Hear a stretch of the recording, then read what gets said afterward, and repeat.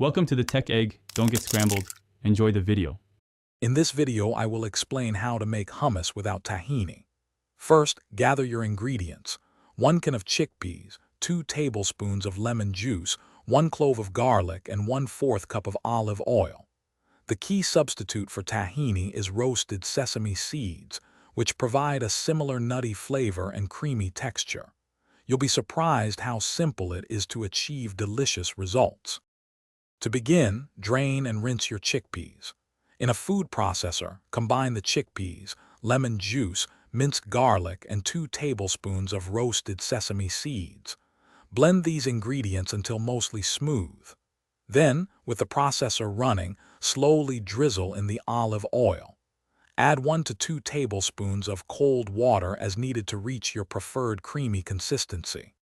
Now for customization. Feel free to add 1/2 teaspoon of ground cumin or a pinch of smoked paprika for extra flavor. If your hummus is too thick, simply add another tablespoon of cold water or a little more olive oil until it's just right. This homemade hummus is perfect as a dip, a spread in sandwiches, or a healthy snack. Your delicious homemade hummus can be stored in an airtight container in the refrigerator for up to 5 days. It's a fantastic, healthy option, packed with protein and fiber from the chickpeas. This recipe is not only simple but also incredibly versatile for various meals.